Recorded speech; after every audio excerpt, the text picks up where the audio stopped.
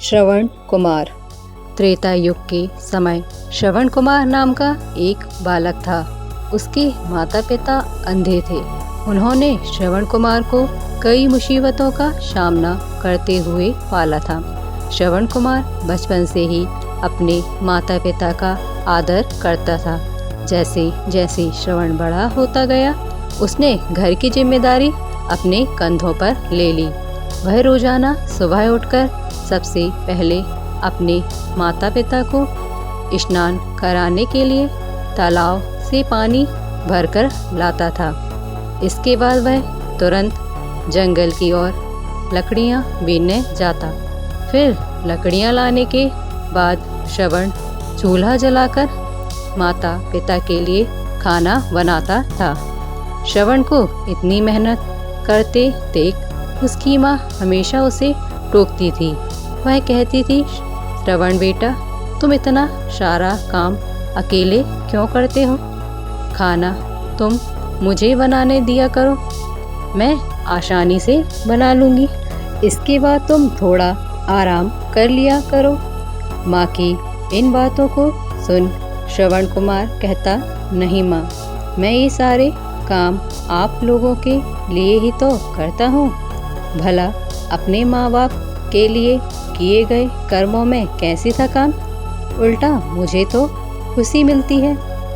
श्रवण कुमार की इन बातों को सुनकर उसकी माँ भावुक हो गई। वो रोज भगवान से प्रार्थना करती, हे प्रभु, इतना ध्यान रखने वाला श्रवण जैसा बेटा हर माता पिता के घर पैदा हो। श्रवण के माँ बाप नियमित रूप से भगवान की आराधना करते थे। वह उनके लिए फूल और पूजा की अन्य सामग्री लाता। फिर खुद भी बिना देर किए माता पिता के साथ पूजा में शामिल हो जाता था। श्रवण कुमार धीरे धीरे बड़ा हुआ और जल्दी से घर के कार्यों को खत्म करके बाहर काम पर निकल जाता था। एक दिन श्रवण माता पिता के साथ बैठा था। तभी उन्होंने श्रवण से कहा, बेटा, तुमने हमारी हर इच्छा पूरी की है। अब हमारी केवल एक ही इच्छा है जिसे हम पूरी करना चाहते हैं। यह सुन श्रवण ने उनसे पूछा, ऐसी कौन सी इच्छा बाकी है जिसे आप पूरा करना चाहते हैं? आप केवल आदेश दें, मैं आपकी हर इच्छा को पूरा करूंगा। इस पर श्रवण के पिता ने कहा, बेटा, अब हम बूढ़े हो चुके हैं और हम चाहते हैं कि मरने से पहले तीर्थ यात्रा के लिए जाएं। भगवान की शरण में जाकर हमें सुकून की प्राप्ति होगी। अपने माँ बाप की बातें सुनकर श्रवण कुमार सोचने लग गया कि वह उनकी इस इच्छा को कैसे पूरा करेगा। उस समय बस और ट्रेन की सुविधा नहीं थी। साथ ही उसके माता पिता देख भी नहीं सकते थे। ऐसे में उन्हें तीर्थ यात्रा कराना भला कैसे संभव हो पाता। तभी श्रवण कुमार को एक तरकीब सूझी। वह तुरंत बाहर गया और वहां से 2 बड़ी टोकरी लेकर आया। उसने उन दोनों टोकरियों को एक मजबूत डंडे में मोटी रस्सी के सहारे लटकाकर एक बड़ा सा तराजू बना लिया। फिर श्रवण कुमार ने उस तराजू में अपने माँ बाप को बारी बारी से गोद में उठाकर बैठा दिया। उसके बाद तराजू को अपने कंधे पर लेकर उन्हें तीर्थ यात्रा पर लेकर निकल पड़ा। वह लगातार कुछ दिनों तक अपने माता पिता को एक के बाद एक सभी पवित्र स्थलों पर घुमाने लगा। इस दौरान श्रवण कुमार ने अपने माता पिता को प्रयाग से लेकर काशी तक के दर्शन कराए। माता पिता को घुमाते समय श्रवण कुमार उन्हें उन जगह के बारे में भी बताते चलता था, क्योंकि वह आँखों से उस दृश्य को नहीं देख सकते थे। अपने बेटे की मेहनत को देख उसके माता पिता बहुत खुश थे।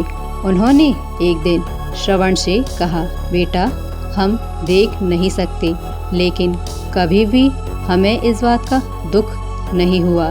तुम हमारे लिए हमारी आँखें हो।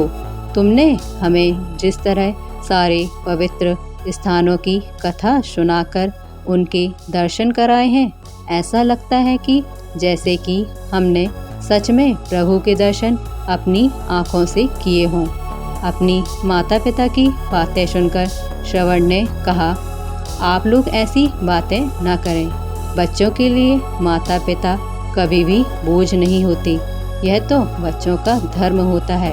एक दिन श्रवण कुमार आराम करने के लिए अयोध्या के पास अपने माता पिता के साथ रुका। तभी उसकी माँ ने पानी पीने की इच्छा जताई। श्रवण को पास में ही एक नदी दिखाई दी। उसने अपने माता पिता से कहा, आप दोनों यहाँ आराम करें, मैं आप लोगों के लिए अभी पानी लेकर आता हूँ। नदी के पास पहुंचकर श्रवण कुमार कमंडल में पानी भरने लगा। उसी जंगल में अयोध्या के राजा दशरथ भी शिकार करने पहुंचे थे। पानी में हलचल की आवाज़ सुनकर उन्हें लगा कोई जानवर पानी पीने आया है। उन्होंने बिना देखे केवल ध्वनि सुनकर ही अपना तीर चला दिया। दुर्भाग्य से वह तीर श्रवण कुमार को लग गया। तीर लगते ही वह चीख पड़ा। इसके बाद राजा दशरथ जब शिकार को देखने पहुँचे तो वहाँ श्रवण था। वो तुरंत श्रवण कुमार के नज़दीक पहुँचे और कहा, मुझसे बहुत बड़ी भूल हो गई, मुझे माफ़ कर दीजिए। मुझे बिल्कुल नहीं पता था कि यहाँ कोई मानव होगा। मैं इस गलती का पश्चाताप करने के लिए क्या करूँ कि तुम मुझे माफ़ कर दो। तभी कहराते हुए श्रवण कुमार ने कहा, यहाँ से थोड़ी दूर जंगल में मेरे माता पिता बैठे हैं। उन्हें काफ़ी प्यास लगी है। आप उन तक यह पानी पहुँचा दीजिए और मेरे बारे में उन्हें कुछ भी न बताएं। इतना कहते कहते श्रवण कुमार की सांसें रुक गई। श्रवण कुमार की मौत से राजा दशरथ सुन्न पड़ गए। किसी तरह वो श्रवण कुमार के बताए अनुसार जल लेकर उसके माता पिता के पास पहुँचे। श्रवण के माता पिता अपने बेटे की आहट को बखूबी पहचानते थे। जब राजा दशरथ उनके करीब पहुँचे तो उन्होंने आश्चर्य से पूछा, तुम कौन हो और हमारा श्रवण कहाँ है? वह क्यों नहीं आया?